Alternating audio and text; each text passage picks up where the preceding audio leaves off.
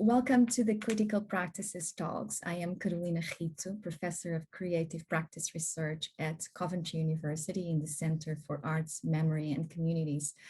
The Critical Practices Talks is a series of monthly conversations with researchers and practitioners in the fields of art, curating, critical theory, and museum studies. These conversations explore the capabilities of practice to produce knowledge, advance critical inquiries, and intervene in society.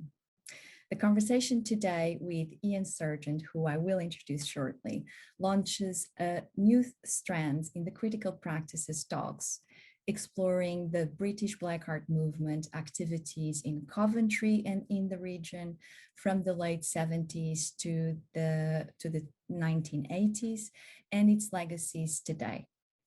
Although underrepresented in the local art scene, art-related syllabi, and prevailing local narratives, Coventry was home to a paradigm shift in British art history. Key figures of the movement, including Keith Piper and Eddie Chambers, met in the city when studying in the Art Foundation course at the Lancaster Polytechnic in 1979-1980. Also, the Pan-Afrikan Connection exhibition was held at the Herbert Museum in '83 with works by Claudette Johnson, Venda Leslie, Keith Piper, Donald Rodney, Janet Vernon, and Eddie Chambers. So I have invited curator and researcher Ian Sargent to tell us more about these stories.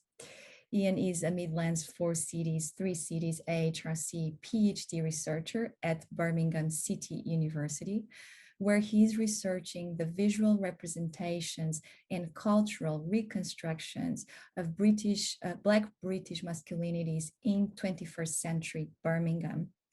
Ian curated Reimaging Donald Rodney at Vivid Projects in 2016. The exhibition explored the digital embodiment and rich legacy of the late Black British artist Donald Rodney. His forthcoming exhibitions include Donald Rodney at the Selling Gallery, Glasgow International, also Cut and Mix representations of Black British masculine identities at New Art Exchange, Nottingham. And Ian is currently also curator in residence at Coventry Biennial 2021. So Ian, thank you so much for joining me today.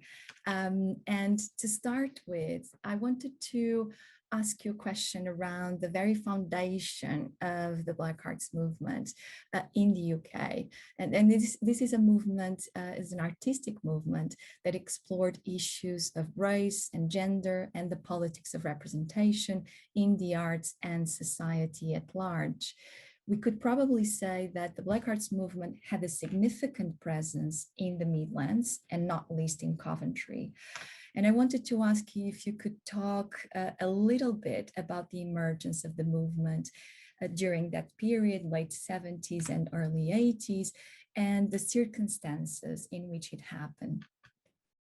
Thank you. Thank you first for inviting me.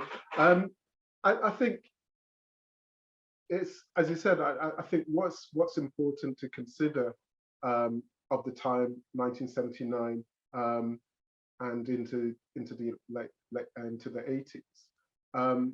What we have to consider is the socio-political climate of Britain and England and the Midlands at that time, what people were experiencing, what Black people were going through at that particular time, as to why, and then how that perpetuated this, this arts group movement to happen. And also, I suppose we could probably draw some comparison to what happened in the 60s and in the 70s in the United States, in terms of the socio-political climate and conditions that were happening there. Because the Black Art group and the Black Art movement, I would say, drew inference and inspiration from those movements. So in Britain at the time, so what was it, 78, that Margaret Thatcher came into power. So we had a new conservative government led by a woman that was very much a law and order government, and with that, the implications of law and order and what that meant for Black people, Black men in particular, in terms of how they were depicted and how they were policed in the communities and how Black communities were policed, created a condition and a climate then that became very difficult for Black people to live freely or have some kind of vision. So when the Thatcher government came into power as well, there was a shift in terms of what was happening in the regions like the Midlands, like Coventry, like Birmingham, because previously we could see those as the industrial heartlands of Britain, where a lot of work and a lot of industries, whether it be coal, whether it be the steel works and all those kind of car manufacturing, all those kind of industries, those industries then started to suffer the decline, and because there was a shift in terms of where the government was focusing their priorities, moving it much more centrally, moving it much more to this new age of digitization and those kind of things, and entrepreneurship and the individual. So those were the kind of important things to kind of consider within that particular time, particular moment. And in doing so, then the impact it had on the employment prospects, the opportunity prospects for young Black people coming out of school, who had already experienced a really difficult time in school as first generation Black British born people, from the migration, if we talk about that, the moment of the Windrush generation, they would have been, some of the first generations of Black British born people. So they'd gone through this experience in schools where they were already being told that you're not really going to amount to much. There aren't really much prospects for you out there. And a lot of people left feeling that, there was a real difficult understanding in terms of what their identities were. Am I British? I've been born here, but I don't seem to be taken as such. So there was this difficulty in terms of where their identity, who their identity is, and what their identities were.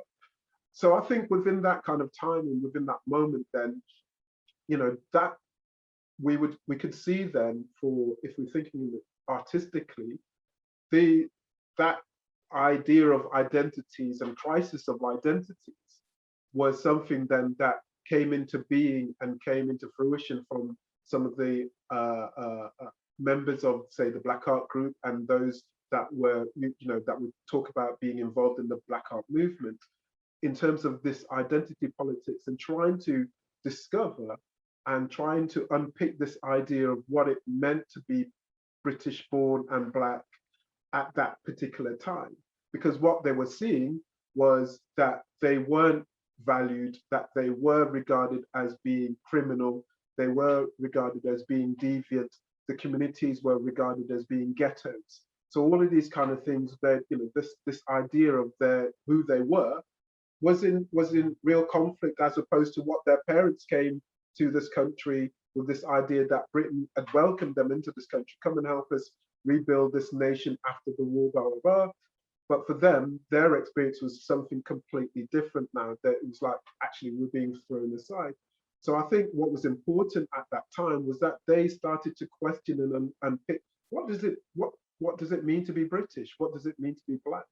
And I think within that time as well, we could see then in the beginning of the 1980s, there already had been riots in 1958 in Notting Hill, and then in 76 or 77 during the Notting Hill Carnival.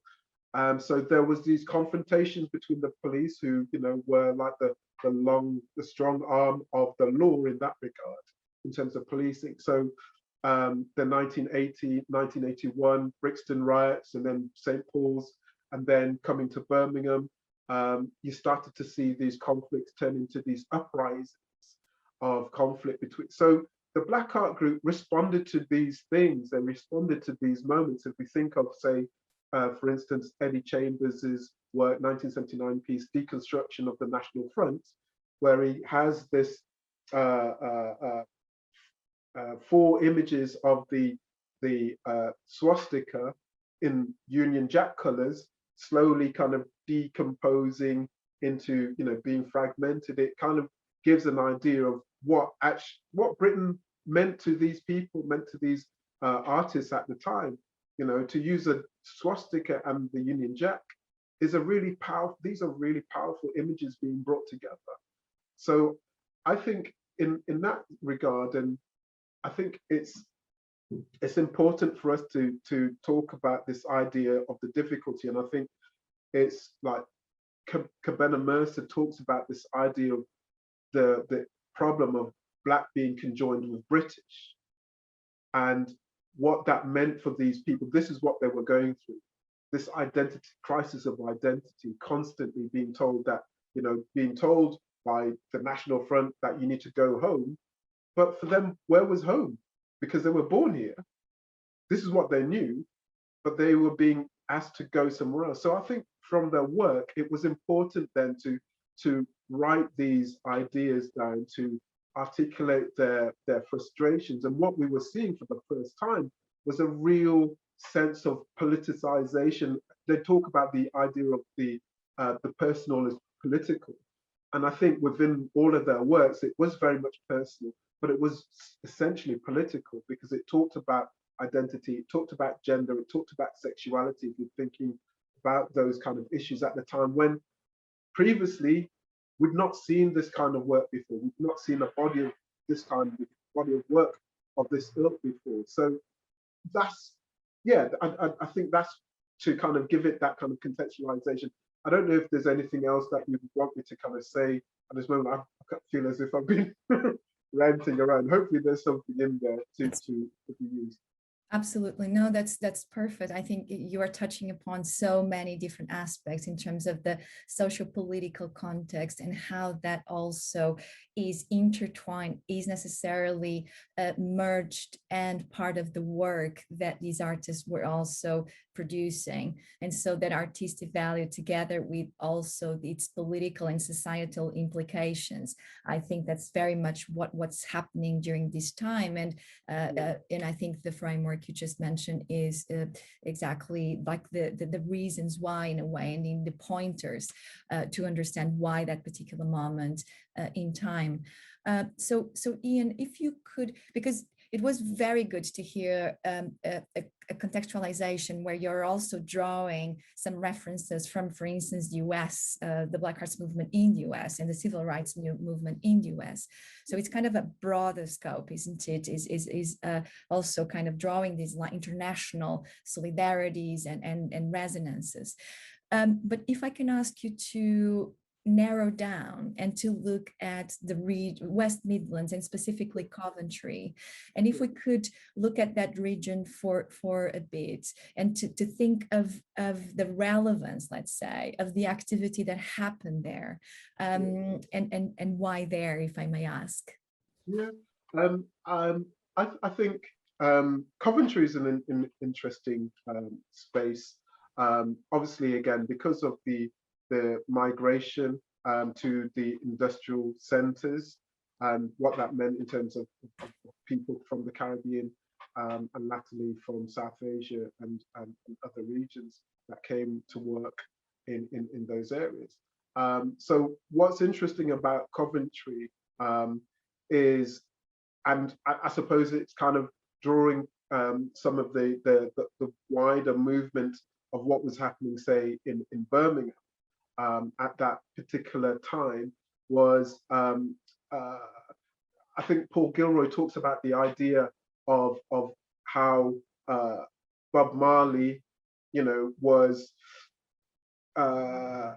enabled or kind of popularized through the two-tone movement, and it kind of brought that more popular idea of reggae music through this two-tone dual, which had already existed. If we think back to the 1960s and ska music, that was already something that had come to these regions anyway, but then to be reintroduced, but differently this time, because it was reintroduced to this idea of two audiences of Black and white youth come together at this particular time. And I think that that symbolization of that unification was also this idea of solidarity against fascism as well, which was really an important stance, political stance. So you had, you know, the anti-Nazi League on the one hand, and then the Rock Against Racism kind of movement at the same time, under which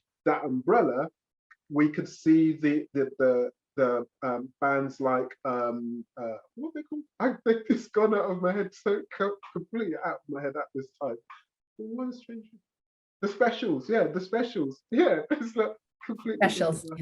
Yeah, the Specials. You had the Beat.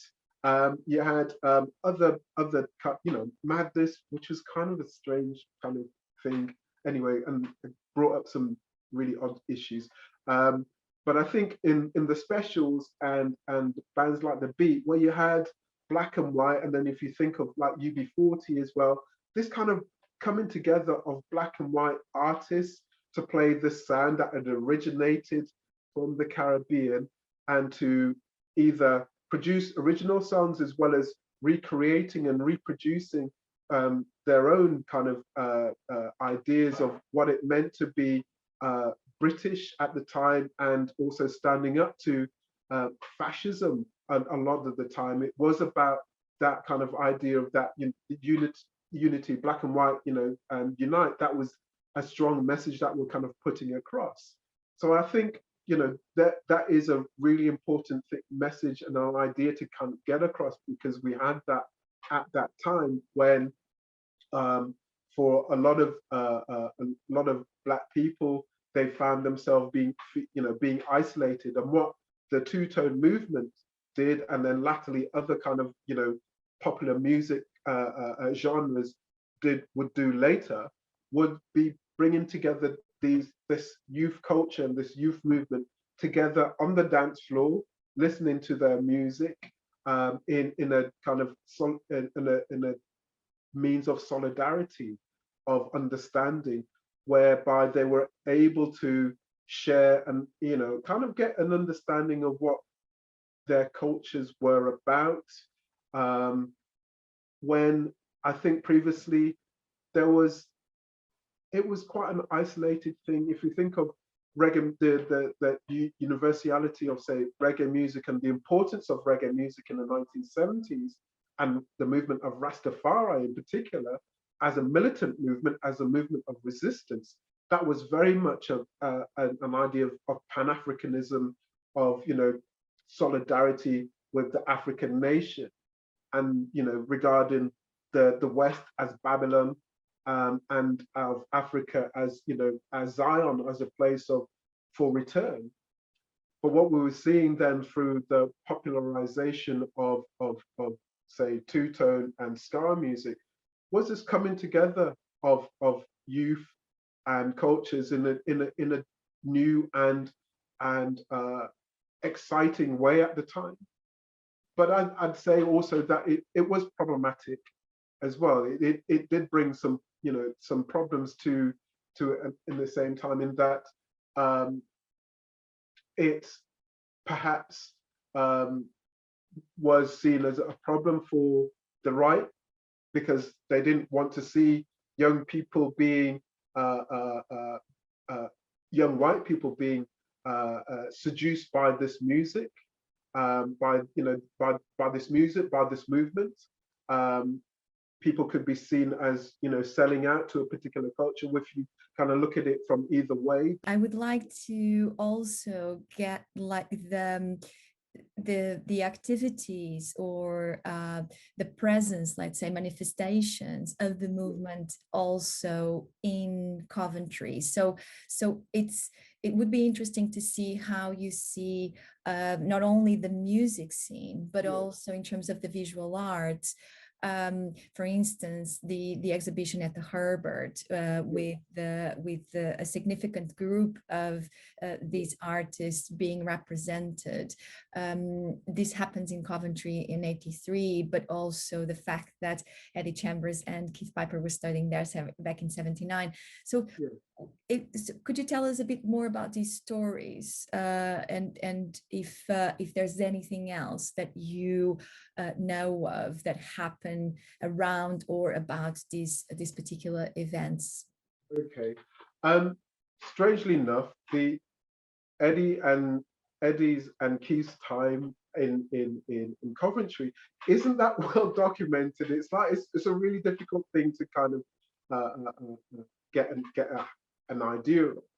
But I think if we look at that particular time, because and also the name is significant in terms of that exhibition, the Pan-African Connection, because they'd gone through various iterations, you know, young Black artists, and so they'd gone through. So you kind of get an understanding, and then onto, you know, latterly onto the Black art group, kind of call it.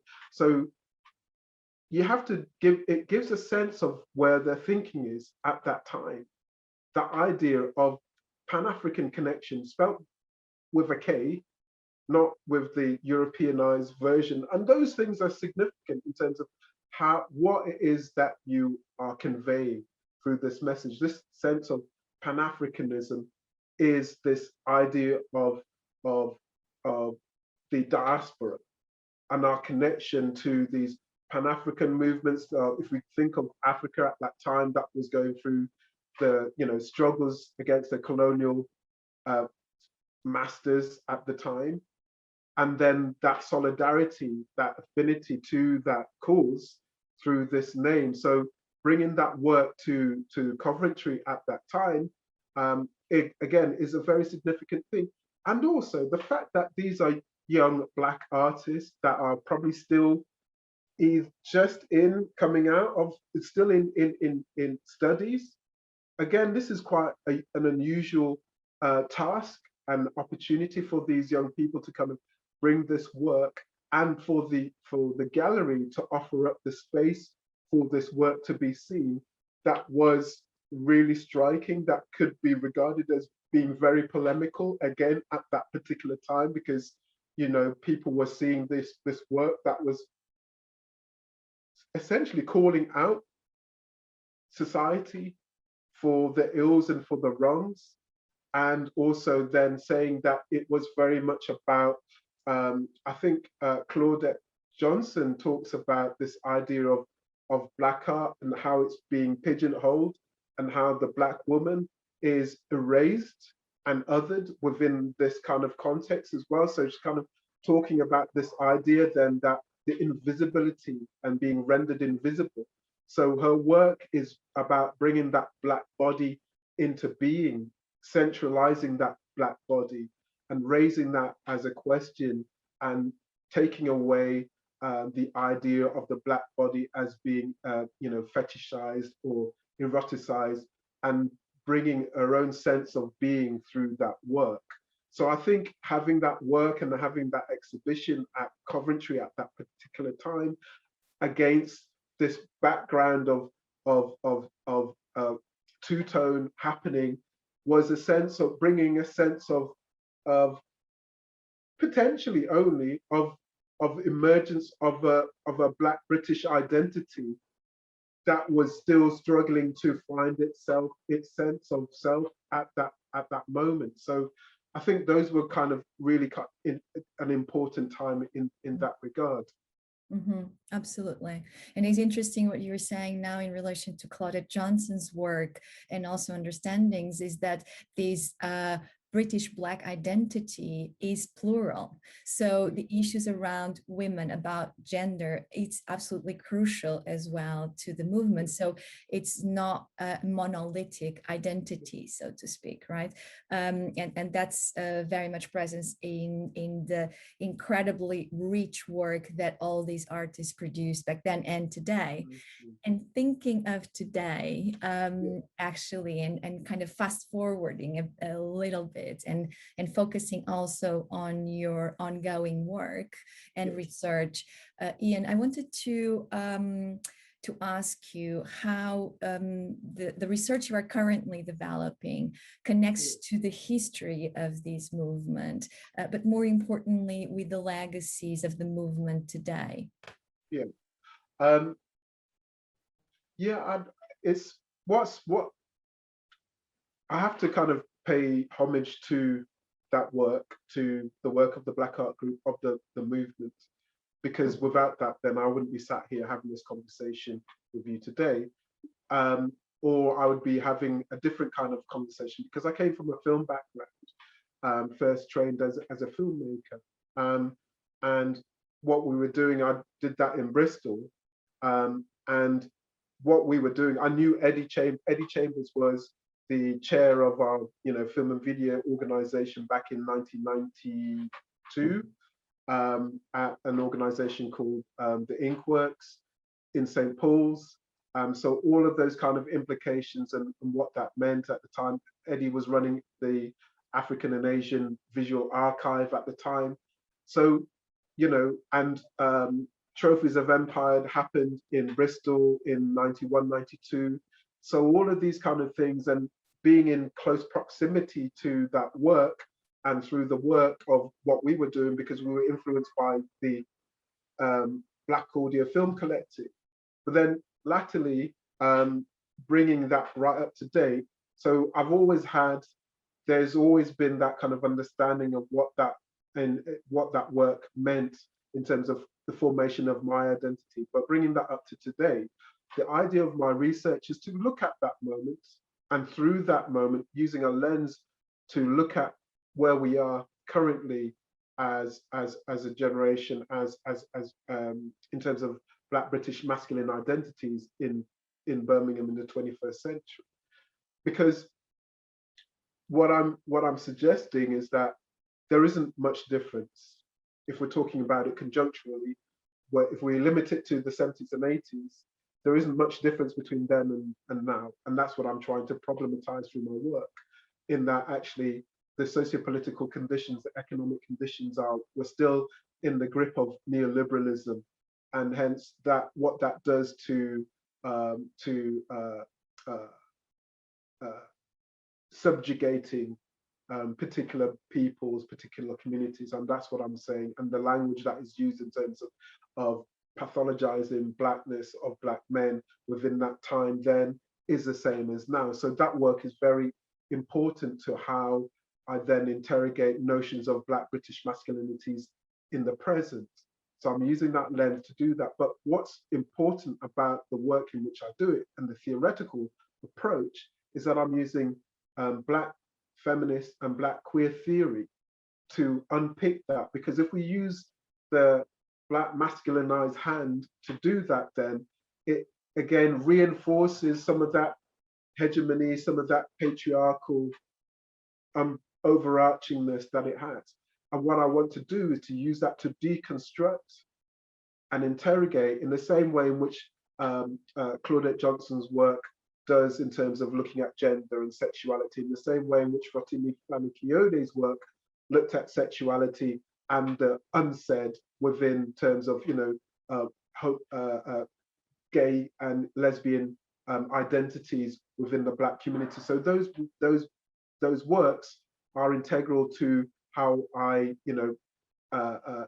theorize around the idea of Black British masculinities in the 21st century Birmingham, because I want to get beyond the binary sense of Blackness, the essentialized sense of Blackness, to a more non-binary and fluid sense of identities, of which they are, and that's what we need to be having conversations more so about. Thank you, Ian, so much for that, connecting the body of work of the artists we were talking about with your current research. So it's really a pleasure to be here talking to you. Thank you so much for sharing your knowledge, your insights, also an overview of the movement and its presence in Coventry and in the region. And we very much look forward to your coming exhibition, Cut and Mix Representations of Black British Masculine Identities at New Art Exchange, that, as I understand, is going to open some point in the beginning of the next academic year. So October, November, if I have it right. So it will be an incredible opportunity for us to see also part of the work you are doing currently at BCU. Thank you again. Thank you.